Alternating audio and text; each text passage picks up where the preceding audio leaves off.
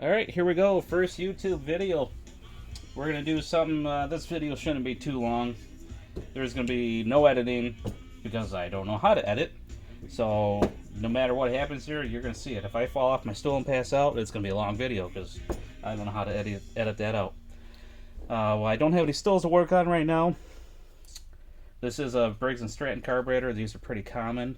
Very easy to rebuild, so we're going to work on this today. I've already cleaned it. I've already rebuilt it.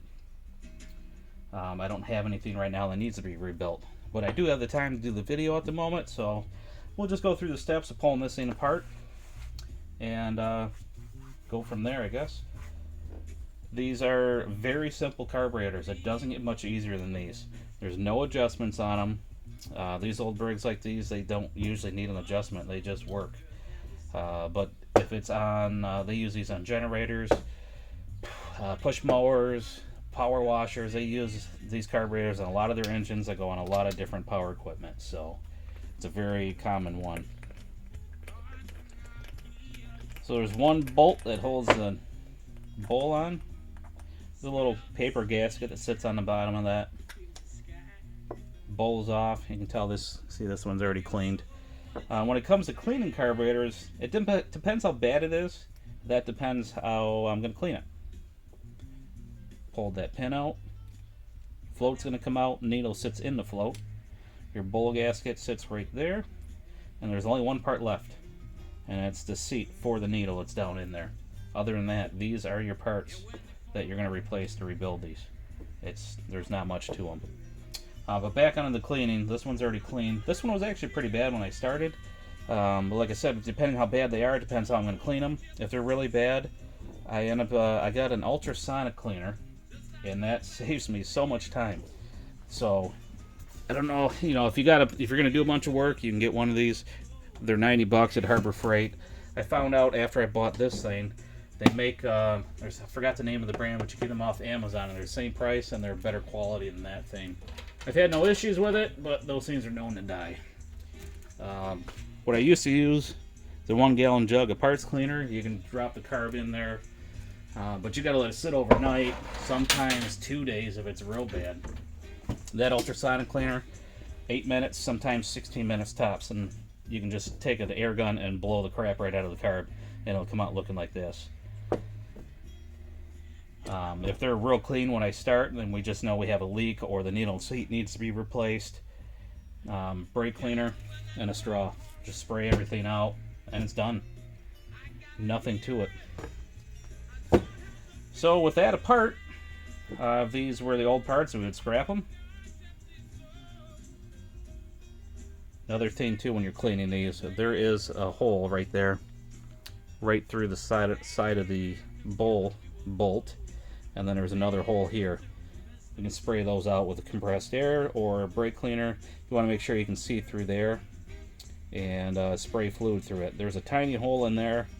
If you have like a torch tip cleaners, those will go, take your smallest one and go through there and scrape it out and then spray brake cleaner right through it.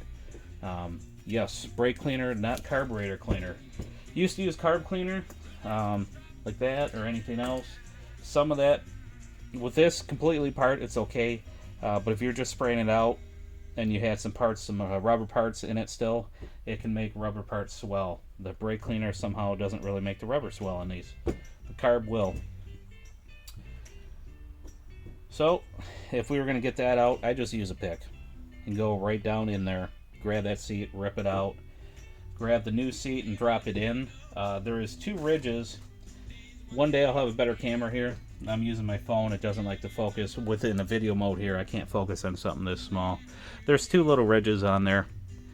And then the other side, I guess it will focus. The other side is smooth. Well, this one's torn up because I ripped it out. But this is usually a smooth side. You got 2 ridges on that side. The ridges go down. You want your needle to seat against that smooth side. Otherwise, it's going to leak. So that new one I already put in. I install them with a 5/32 Allen wrench. No special tool there. You want to make sure they're fully seated down there. There's a ridge in there that'll line up with it. You can see it pretty evenly, and plus you can feel when it's down in there solid, it's not going to go any farther, and it's in there. Your needle is going to sit right into these two grooves on the float. Holds it right in. This is a non-adjustable float. They usually line up and they don't need adjustment, thankfully. Your older ones and some other manufacturers, this little tang here will be steel. And if you want your float to sit perfectly level with the base of the carb, if it sits that way, you'll need to adjust that tang. And if it sits down like that, you need to adjust it as well.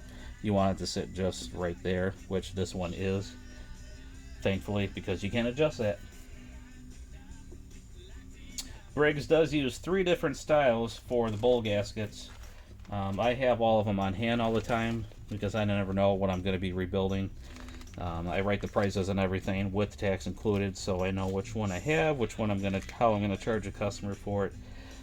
I have all 3 styles here, so I already have that one obviously pre-picked because this one is rebuilt.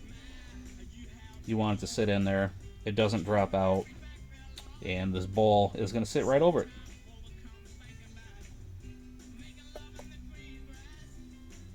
There we go.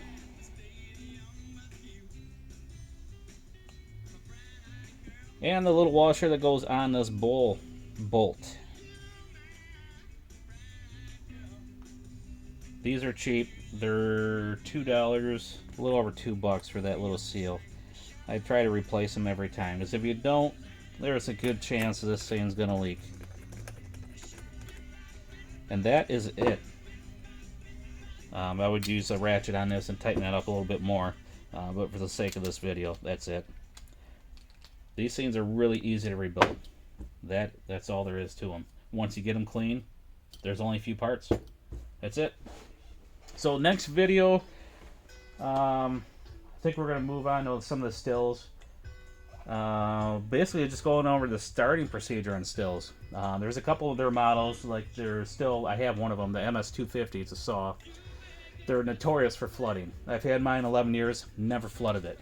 But if you don't know how to start a still, they're easy to flood. So that'll probably be the next video. Another short one, just going over how to start those. Their blowers and weed whackers, they start the same. Stills rarely ever start on the first pull. They usually take 2 to 3 pulls. But they're going to take 2 to 3 pulls for the next 20 years or longer and keep running. So I'll do the extra pull to have something that runs that long reliably over something that starts on the first pull and it's only going to last 5 years. So here we go. Just rebuilding simple Briggs carburetor. This is very common, used on so many applications. If I get one in the future that is disgusting looking, which happens a lot, I just don't happen to have any at the moment, but if we get one that's real bad, I'll go from start to finish on cleaning that and getting it fully rebuilt and putting it right back onto the engine and getting do a starting video, getting that engine going back up and running. So here's the first video, just to get something out there. Hopefully this helps some people too with these carburetors. People that aren't very mechanically inclined, or they just don't know small engine. They're easy. Don't be afraid of them. The worst part is getting them off, and we'll go over that one day too. But thanks for watching the video. Short one, introduction. Thank you.